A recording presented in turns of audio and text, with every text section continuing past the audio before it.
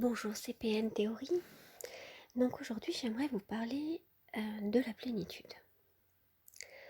La plénitude en fait c'est ce qu'on découvre lorsqu'on se recentre, qu'on se retrouve seul avec soi, en méditation par exemple.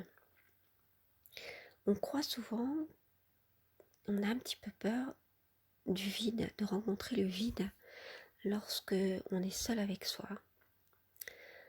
C'est un petit peu c'est un petit peu la même chose lorsque vous parlez tout seul par exemple, parce que vous avez besoin de vous concentrer en disant exactement ce que vous êtes en train de faire. Lorsque vous travaillez par exemple, il faut que je cherche tel dossier, alors voyons, il est peut-être à tel endroit, oui il faudra que je fasse ça, vous voyez, on se parle intérieurement, parfois à voix haute, en tout cas moi c'est ce que je fais. Ça n'est pas du tout bien vu de l'entourage. En tout cas, on peut être taxé de fou, de folle, parce qu'on parle tout seul, alors qu'en fait, au contraire, c'est une preuve de concentration. Ça peut aider à la concentration, mais c'est vrai que dans notre monde occidental, c'est pas du tout bien vu d'avoir une relation avec soi-même, en fait. C'est comme si les relations, c'est uniquement avec l'entourage, sinon c'est qu'on est fou. C'est comme si à l'intérieur de soi, il n'y avait rien. Que toute la réalité, c'était uniquement le monde extérieur. On n'avait pas de réalité intérieure, uniquement les pensées, et alors évidemment, tout ce qui est valorisé, c'est uniquement, en tout cas dans le monde occidental, ce qui est en rapport avec le mental, l'intelligence, et puis tout ce qui se comptabilise, tout ce qui est matériel. Alors que, au contraire, lorsqu'on commence la méditation, ou ne serait-ce que lorsque on reste seul avec soi, simplement contempler les choses, regarder autour de soi, ne rien faire, ou simplement écouter sa respiration lorsqu'on est dans un demi-sommeil par exemple, même sans méditer, dans ces situations-là, eh bien on découvre au contraire qu'à l'intérieur, c'est plein, c'est pas du tout vide. Alors c'est plein de pensées, souvent au départ, mais on peut aussi se rappeler lorsqu'enfant, on était insouciant, qu'on était dans un demi-sommeil, parce qu'adulte, évidemment, on a toujours beaucoup de pensées, on est souvent dans l'avenir, dans le passé et dans notre mental, mais on n'est plus dans la contemplation comme on pouvait l'être étant enfant, dans un état de quiétude et de sécurité, et qu'on pouvait s'abandonner au sommeil en ne pensant à rien, de précis en tout cas. Et c'est ça la plénitude en fait. Donc en fait, lorsqu'on est au fond de soi, lorsqu'on se découvre, on est dans la plénitude. Et c'est cet état qu'il est bon de connaître déjà, hein, donc de rayer cette croyance comme quoi on serait vide au fond de soi et comme quoi tout ce qui serait intéressant, c'est le monde extérieur, puisqu'à l'intérieur, soit il ne faudrait pas les regarder, parce qu'on ne sait jamais, on pourrait avoir peur. Donc ça c'est une croyance évidemment fausse, mais c'est un petit peu ce qu'on nous dit sans nous dire, ce que nous dit notre monde actuel.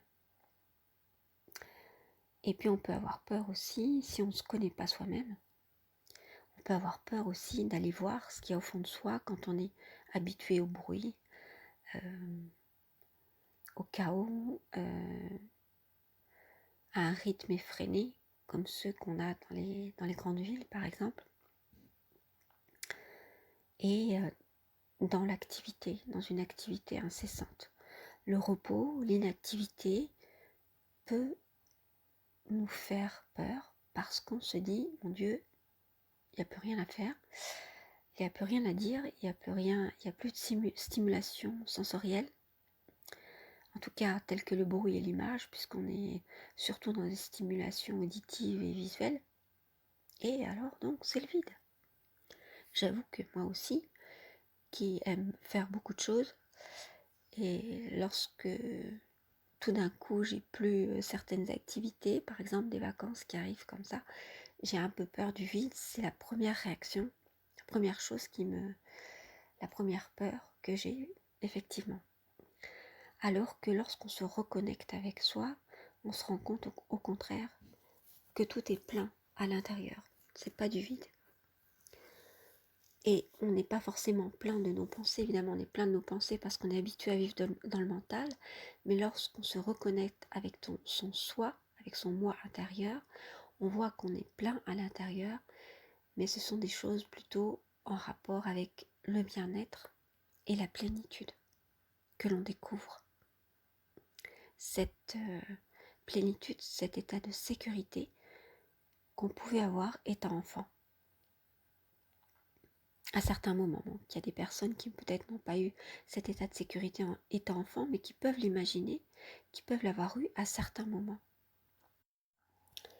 Alors, j'avais envie de vous parler de quelques petites directions à prendre pour pouvoir justement découvrir cette plénitude et donc changer en fait, sa vie en changeant ses représentations de sa propre vie, de ce qui nous est arrivé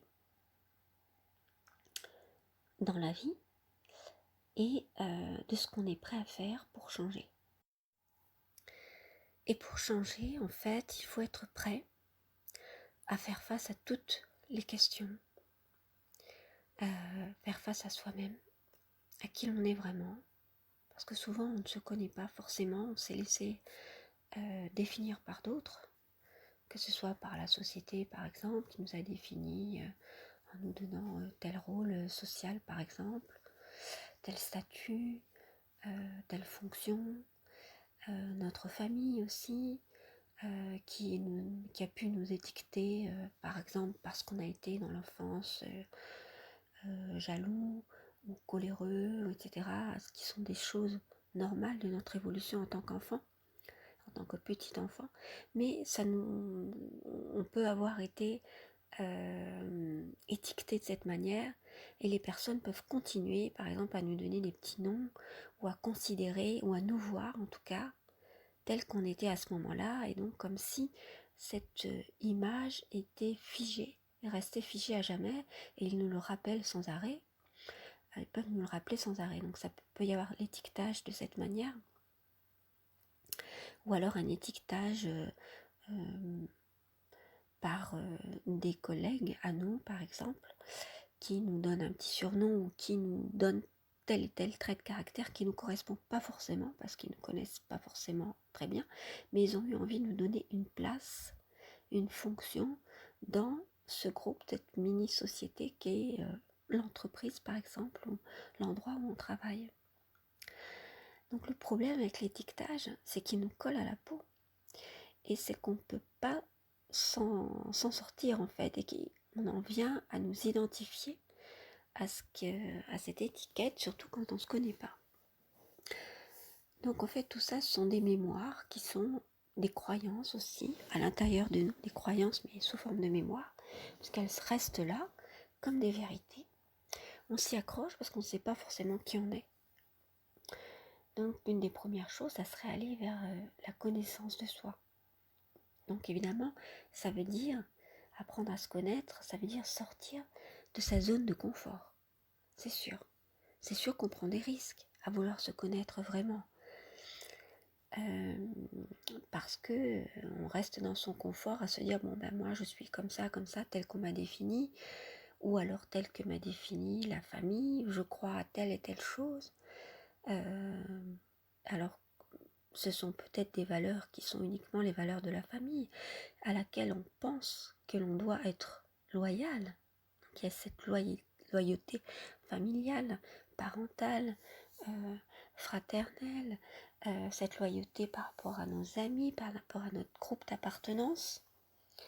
Et on n'ose pas forcément remettre en question tout ça. Et puis on se dit, tiens, c'est aussi facile de suivre les règles du groupe, même si on ne se sent pas forcément à l'aise. Et puis on reste comme ça, On peut rester comme ça longtemps, à ne pas vouloir se regarder, hein, à pratiquer la politique de l'autruche. Tout simplement se mettre la tête dans le sable, à ne pas regarder qui on est vraiment parce qu'on aurait peur, et puis à continuer à vivre tout simplement sans se poser trop de questions.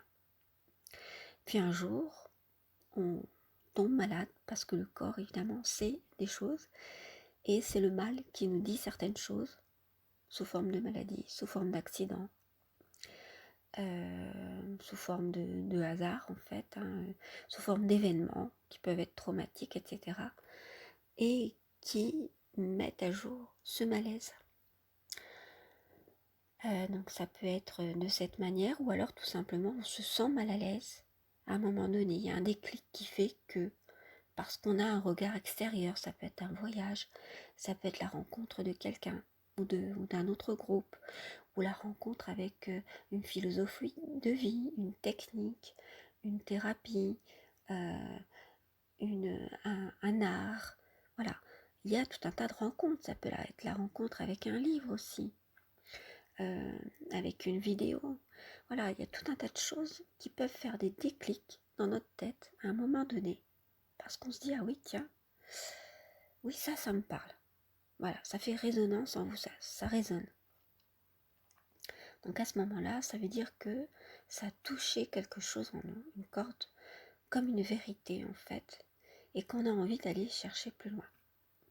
Donc voilà, par cette vidéo, je voudrais essayer de vous faire toucher du doigt quelques petites choses qui peuvent vous mener à vous faire changer en fait de vie, parce qu'on est tout le temps, parce que la vie c'est le mouvement, donc forcément on est forcément dans le changement, on est dans l'impermanence tout le temps, parce que la vie c'est ça, la vie c'est pas statique, c'est pas et notre personnalité elle change aussi, alors il y a quand même une base, une structure, mais elle change aussi en fonction des rencontres, c'est-à-dire que au fil des vraies rencontres, non seulement on apprend à connaître qui on est, mais aussi on change, parce que les vraies rencontres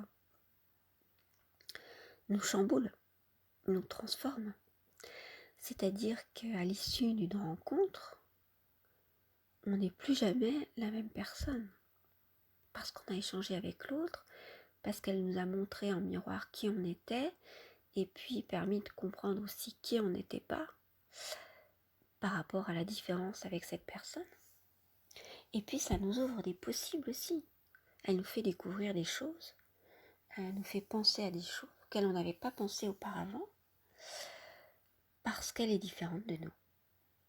Donc c'est l'altérité, le fait de rencontrer quelqu'un d'autre, du différent, qui nous fait comprendre qui on est et qui nous permet de construire notre identité, puisqu'on la construit sans arrêt, notre identité, sans arrêt, au fil des jours.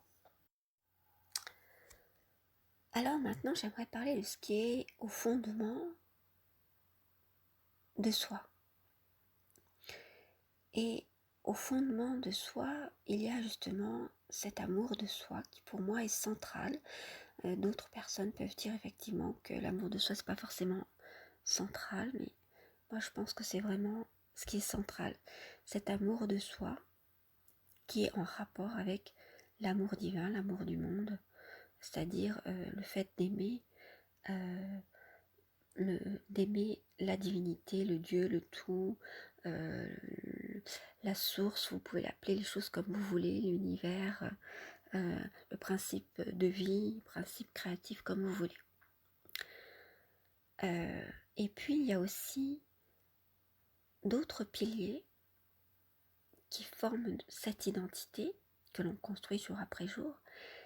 Mais ces piliers, c'est la confiance en soi, l'estime de soi, cette sécurité que pourrait être l'amour de soi, c'est-à-dire notre mère intérieure, lorsqu'on a pu réussir à la retrouver ou à la construire. Donc j'ai parlé de tout ça dans les vidéos sur l'amour de soi. Pour trouver tout ça, il faut changer ses représentations sur sa vie. J'en avais parlé aussi dans les vidéos sur l'amour de soi. et changer d'angle de vue, se voir de l'extérieur, comme si on était un ami à soi par exemple, et qu'on se regardait, ou alors notre mère, pour imaginer comment nous regarde une mère, comment elle regarde son enfant, une mère évidemment idéale, et changer d'angle de vue par rapport aux choses. C'est-à-dire qu'on n'est pas nos croyances, on n'est pas notre corps, on n'est pas la manière dont nous ont défini les autres. On est nous-mêmes, et puis qui on décide d'être. Et puis à la fin, lorsqu'on fait du développement de soi, lorsqu'on veut se développer, s'élever, c'est aussi devenir qui on est et qui on veut être. Donc on est en quête de soi sans arrêt, mais en quête de la meilleure version de soi, c'est-à-dire qu'on essaie de devenir meilleur. Si on veut, hein, mais moi c'est ce que je vous propose d'aller explorer. Donc changer d'angle de vue, ça veut dire changer nos représentations sur nous-mêmes et se dire qu'on n'est pas ce que les personnes ont décidé qu'on serait. Donc ça, c'est le décider déjà au fond de soi. On n'est pas obligé de dire aux autres « Non, tu m'as toujours défini comme ça, mais c'est pas qui je suis. » Ça, on peut le dire doucement, peu à peu, mais d'abord, il faut aller le chercher en soi et le comprendre par rapport à soi, c'est-à-dire accepter de changer nos représentations. Donc de prendre cette distance par rapport à soi plutôt qu'être le nez dans le guidon. Et puis, avoir confiance. Donc, essayez de visualiser un escalier, par exemple, en vous disant, non, je ne veux pas. Donc là, vous voyez allongé. Je ne suis pas capable. Je ne sais pas. Donc, vous voyez que tout ça, ce sont des propositions négatives. Je ne suis pas capable. Je ne sais pas. Après, je voudrais bien être capable. Donc là, on se voit comme semi-assis. Je suppose que je pourrais, donc on commence à se lever, mais le dos est encore courbé. Et puis on devient debout lorsqu'on se dit « Ah, il y a l'éventualité, une éventualité, je pourrais essayer finalement. » Donc là, on est dans le conditionnel, ou alors, voire même dans le futur, je pourrais essayer. C'est là qu'on se tient debout. On n'est plus à genoux par rapport à ce qui nous est arrivé. On n'est plus dépendant des autres. On se dit, mais en fait, oui, j'ai tout au fond de moi. Vous voyez, je parle de la plénitude, donc il y a du plein au fond de nous, c'est pas du vide. Et il y a cette essence divine au fond de nous aussi, qui nous parle, à qui on peut parler, puisque quand on se parle à soi, c'est comme si on parlait à l'univers, au grand tout, à cette essence de vie, ce principe de vie. Donc en fait, je pourrais essayer. Je pense que je serais capable. Donc là, on commence à croire en soi. C'est là que vient la confiance en soi. Parce qu'au lieu d'avoir peur, on a peur quand on est à genoux. Et bien en fait, on se sent capable. On commence même à pouvoir visualiser les choses. Et lorsqu'on fait de la méditation, qu'on regarde en soi, simplement, imaginez-vous dans un demi-sommeil. Vous commencez à voir quelques rêves qui passent devant les yeux. Vous imaginez, et vous pouvez vous imaginer de manière positive, en vous disant, oui, je pense que je pourrais être capable. Ou alors, vous vous voyez même être capable. Je veux, et puis je l'ai fait. Alors, je l'ai fait, on est vraiment dans la victoire. On est tout en haut de l'escalier, on est debout, les bras levés, en signe de victoire. Voyez ?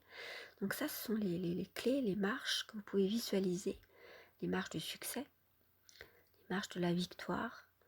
Et vous voyez que là, on change de posture en fait. Donc je parlais de posture lorsqu'on veut se confronter, voire même affronter le pervers narcissique, parce que c'est un affrontement, quand même un combat. Mais au début, le confronter. eh bien effectivement, on va changer de posture. On est à genoux devant lui. Imaginez-vous quand finalement il arrive à vous avoir. Eh bien, on peut se visualiser à genoux. À ce moment-là, on se voit à genoux. Vous êtes dans une position de soumission ou d'impuissance. Où vous êtes plutôt à genoux en fait. Et vous arrivez, l'objectif, c'est de changer de posture, c'est donc de pouvoir vous visualiser au départ, redresser dans une posture digne. Donc la dignité, c'est-à-dire avoir la colonne vertébrale droite, donc se tenir droit, avoir confiance en soi, avoir le regard qui regarde loin, redresser ses épaules, etc. Donc souvent on peut avoir peur de se dire ça c'est quand même une posture de quelqu'un qui est un peu fier, qui est un peu orgueilleux. En fait l'orgueilleux il lève la tête, il a une posture un peu exagérée de fierté, ce qui n'est pas le cas de quelqu'un qui a simplement confiance en lui. Celui qui a confiance en lui reste souple, il n'est pas rigide dans son attitude, il n'a pas peur du regard des autres, il est ce qu'il est. Et il est dans la confiance. Vous voyez? Donc en fait, il faut essayer d'arriver à avoir cette posture-là, qui est une posture droite, un regard franc, mais pas un regard de défi. Un regard simplement franc qui regarde l'autre comme il est, mais simplement, il n'a plus peur. Il n'est plus à genoux. Il est debout. Ça, c'est la posture de la personne qui se confronte à, par exemple, un agresseur, ça peut être un pervers narcissique, une personne toxique, quelqu'un qui nous fait peur jusque-là. Donc c'est vrai que commencez par visualiser les choses quand vous êtes dans un demi-sommeil, ou alors en méditation, en sophrologie ou dans d'autres disciplines, par exemple, où on peut faire le calme en soi, le yoga, les postures de yoga, etc. L'EFT, dont je vous parlerai un petit peu plus tard, ce genre de choses. Donc visualisez déjà que vous changez de posture et visualisez-vous debout. Ça c'est important.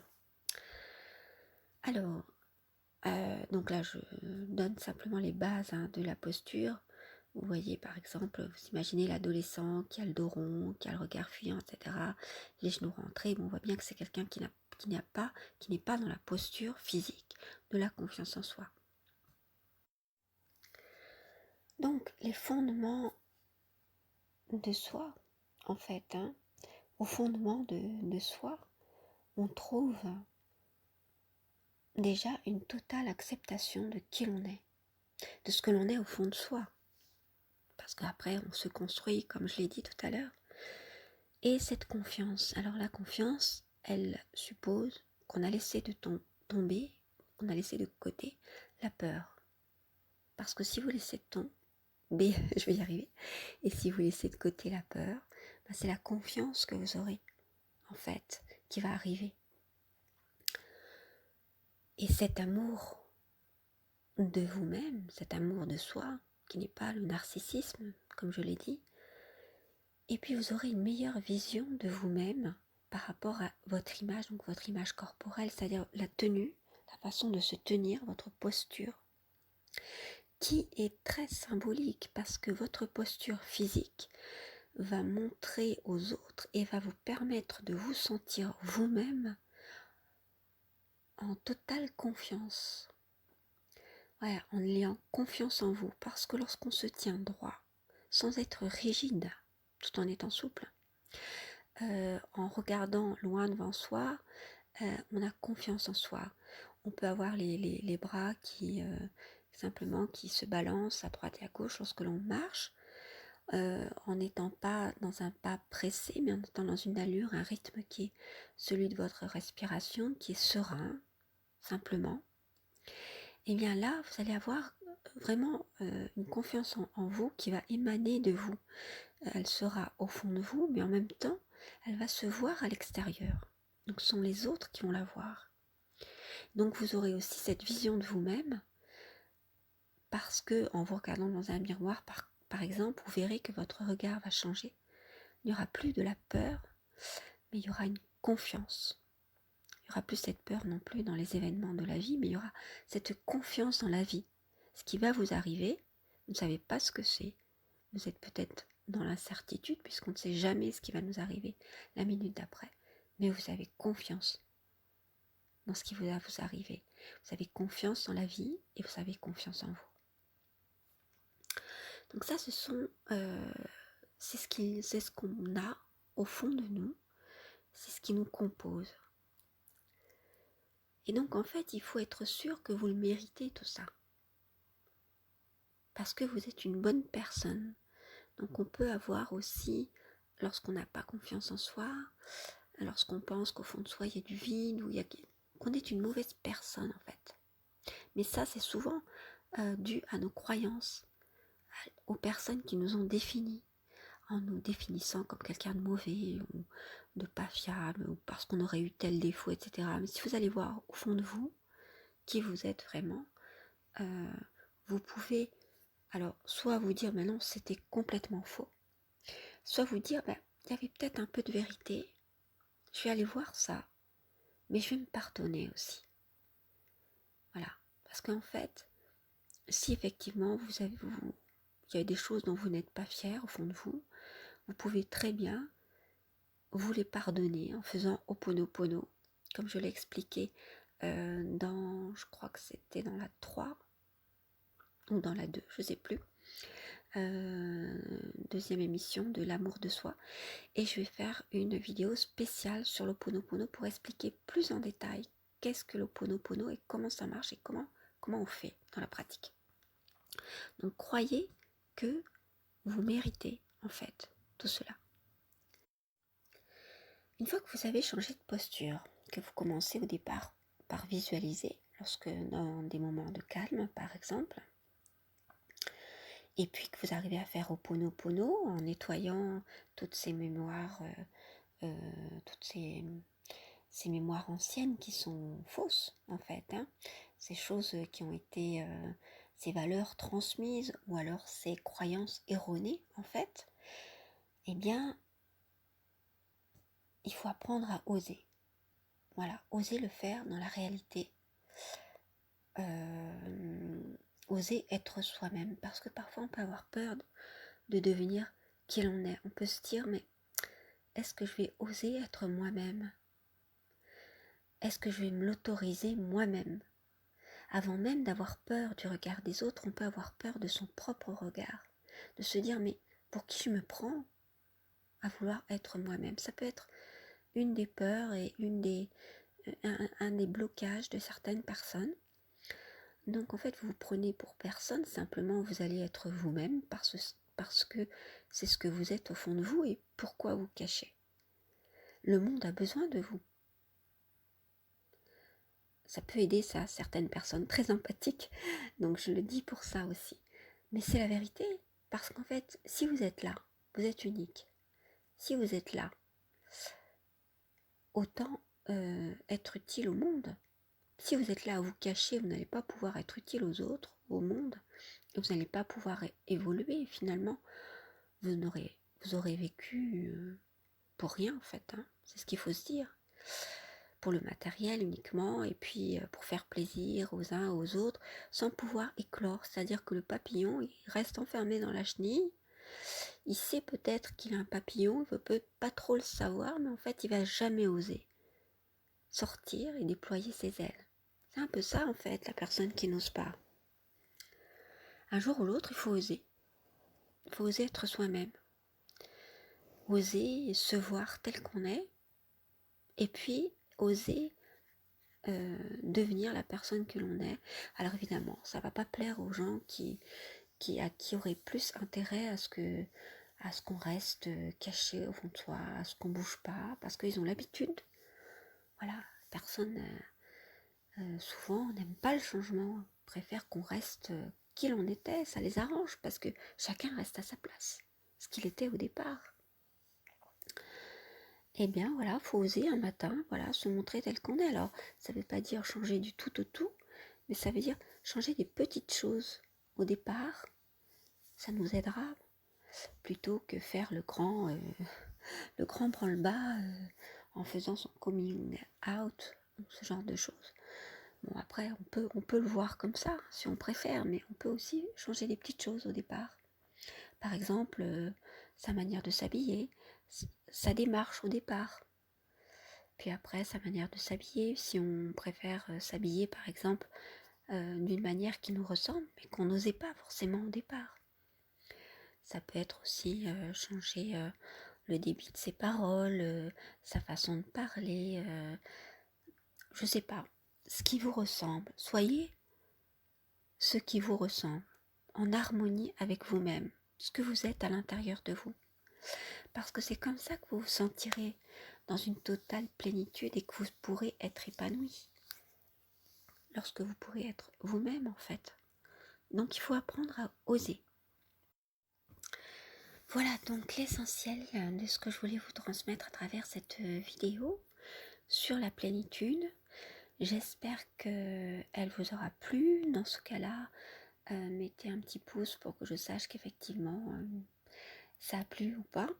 Et puis des commentaires aussi pour m'aiguiller, pour que je puisse répondre à certaines questions et me donner des idées, parce qu'effectivement il y a des choses qui me semblent évidentes et que je peux développer si vous me le demandez.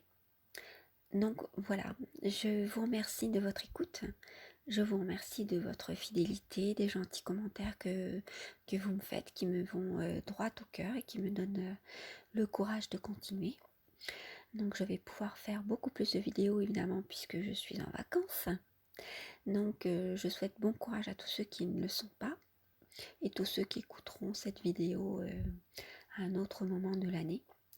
Et puis je vous dis à très bientôt pour une prochaine, mais en attendant, prenez soin de vous, de votre moi intérieur. Allez le chercher, n'ayez pas peur. À très bientôt pour une prochaine.